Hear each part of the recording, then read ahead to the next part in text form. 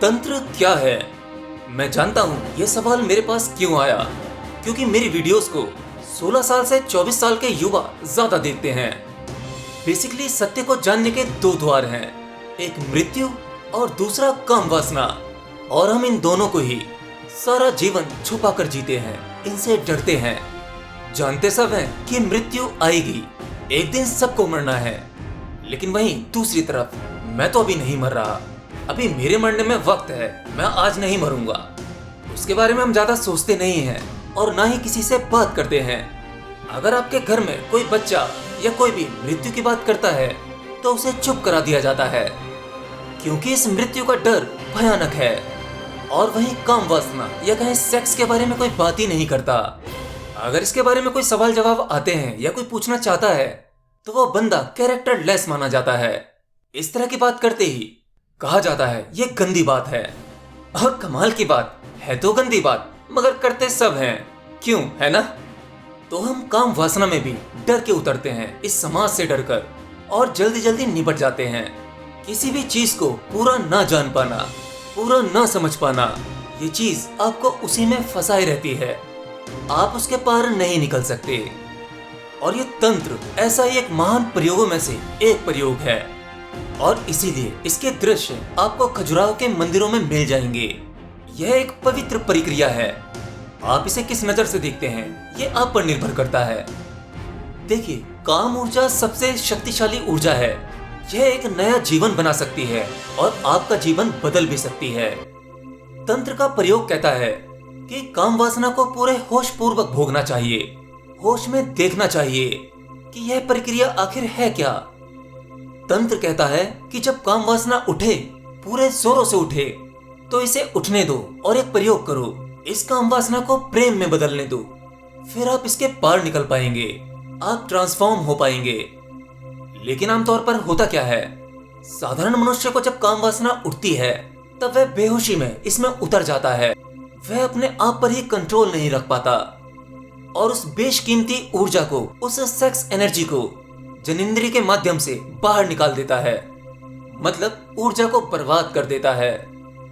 लेकिन तंत्र में जब आपके भीतर काम वासना उठती है और जोर से उठती है, तब साधक इस प्रयोग में अपनी काम वासना पर, उस एनर्जी पर लॉक लगा देता है, उसे एक जगह स्टेबल रखता है, उसे वहां नहीं पहुंचने देता, उस अंतिम शिखर पर, उस छोर पर जहां उसका वीर्य स्खलन हो जाता है। वो उसे संभाले रखता है, होश पूर्वक उसमें उतरता है, और ये ऊर्जा आपके भीतर प्रेम को जन्म देती है। देखिए, जो लोग सेक्स या काम वासना से नफरत करते हैं, इसे गलत मानते हैं, इसकी आलोचना करते हैं, वे कभी भी ब्रह्मचर्य में नहीं उतर पाते, वे इसके पार नहीं निकल पाएंगे। तंत्र बेसिकली शिव और शक्ति की तरह है। आपका ये पदार्थ शरीर और आपके भीतर उठ रही वो ऊर्जा जिसका मिलन शक्ति के साथ होता है, होश पूर्वक होता है, यह एक पवित्र प्रेम बन जाता है। तंत्र में इस प्रक्रिया को बहुत लंबे समय तक रखा जा सकता है, वो भी अपने श्वास पर प्रयोग करके। देखिए, अगर आप अपनी सांसों पर नियंत्रण कर सकते हैं तब आप संभोग को भी बढ़ा सकते हैं। दूसरा है आपकी मृत्यु। अगर आप मृत्यु के सामने पीठ करके न खड़े हो जाएं, आप केवल उसे समझने की कोशिश करें, होश पूर्वक उसमें उतरने की कोशिश करें, उसे जानें, तब आपको मृत्यु में भी प्रेम नजर आएगा। आपको दिखेगा आप एक फॉर्म से दूसरी फॉर्म में डाइवर्ट हो रहे हैं। यहाँ मरने जैसा कुछ नहीं है, बस आपको ये पुराना शरीर बदलने की जरूरत है। यह आपको साफ साफ दिखाई देगा और आप अपने शरीर से बाहर निकलते हुए महसूस कर पाएंगे, देख पाएंगे। लेकिन आमतौर पर जो चीजें हमारे लिए वरदान हैं, हमें सत्य तक पहुंचा सकती हैं, उस मोक्ष द्वार तक पहुंचा सकती हैं, हम उन सब की ओर पीठ करके खड़े हुए हैं। देखिए, जब हम जन्म लेते हैं तो बेहोशी में हमें नहीं पता होता कि हम पहले किस में थे, हम क्या थे। बस जन्म लिया और वही रिपीट करना शुरू, जो हम पहले न जाने कितनी बार कर चुके हैं, अब वही करेंगे। और जब मरते हैं तो भी बेहोशी में मरते हैं, क्योंकि मरने से पहले जब आपकी मृत्यु होने वाली होती है, आप बेहोश हो जाते हैं। मैंने ऐसे कई लोगों को देखा है जहां मैंने अपना सूक्ष्म प्रयोग किया। मैंने देखा मनुष्य की मृत्यु से पहले वो बेहोश हो जाता है, और जब कोई बेहोशी में शरीर छोड़ता है तब वह कभी भी अस्तित्व के रहस्य को नहीं जान पाता। मोक्ष तक नहीं पहुंच पाता, सत्य से अनभिज्ञ रहता है। ठीक उसी प्रकार से जब आपकी छोटी मृत्यु होती है, यानी जब आप सोते हैं, तो सोने से पहले जब नींद आने वाली होती है, आप उससे कुछ क्षण पहले ही बेहोश हो जाते हैं, यानी आपको पता ही नहीं लगता कि नींद कब उतरी।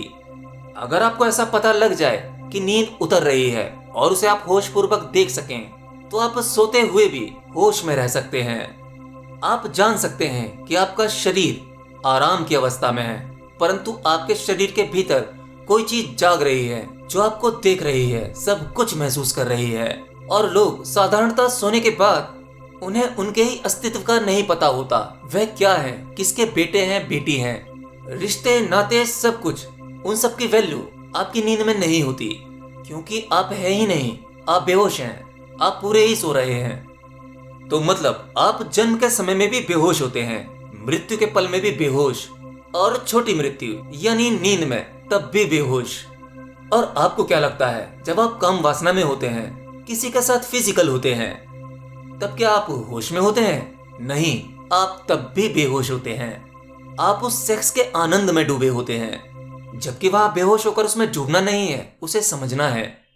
ये चारों द्वार आपको मोक्ष तक ले जा सकते हैं, बस जरूरत है आपको इसमें होश पूर्वक उतरने की।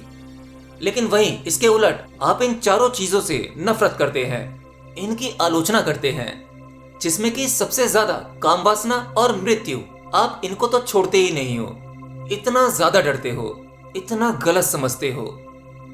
देखिए, काम वासना के लिए आपको जितना ज्यादा कहा जाएगा ये गलत है, ये उतना ही ज्यादा आपके जीवन में उपद्रव पैदा करेगी।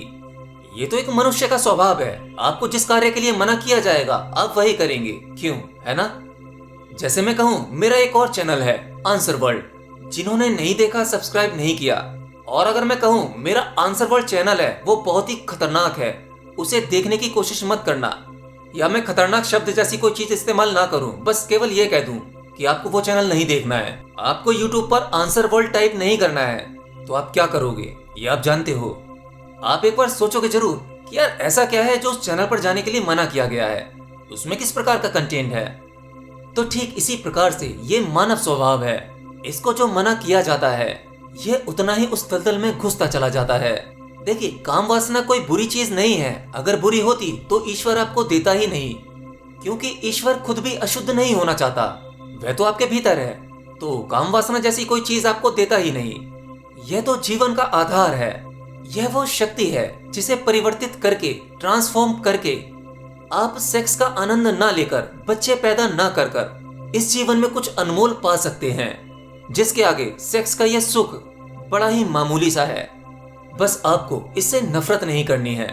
और अब इसका मतलब ये भी नहीं है कि क्वेश्चन वर्ल्ड ने कह दिया कि फिजिकल होना बुरा नहीं है, काम वासना बुरा नहीं है, तो अब बस इसी के बारे में सोचते रहना है। नहीं, मैंने कहा कि आपको होश में रहने की जरूरत है। देखो ये बुरी कहां से है, तंत्र को समझो, उतरो तो पूरा उतरो, ताकि इससे पार निकल सको, ब्रह्मचर्य तक पहुंच सको, इस काम ऊर्जा का आध्यात्म में इस्तेमाल कर सको। ये ऐसे नहीं होगा कि जबरन आप सेलिबेसी यानी ब्रह्मचर्य में उतर रहे हैं और इसे कंट्रोल करने की कोशिश कर रहे हैं। नहीं, आप ध्यान करते रहिए, और अगर इसमें उतरते हैं तो होश पूर्वक देखें कि इसमें कितनी देर उतर सकते हो, कब तक आप अपने आप पर कंट्रोल कर सकते हो। फिजिकल होते ही कहीं आप पागल तो नहीं हो जाते, कहीं जानवर जैसे तो नहीं बन जाते, इसे प्रेम बनने दो। एनीवे, अगर मेरी ये बात आपकी समझ में आ गई हो तो मुझे कमेंट बॉक्स में बता देना। पता नहीं मैं इसे अच्छे से समझा पाया हूँ या नहीं, एंड आई नो, मैं जानता हूँ जिसकी समझ में नहीं आई होगी वो कमेंट में क्या लिखेगा।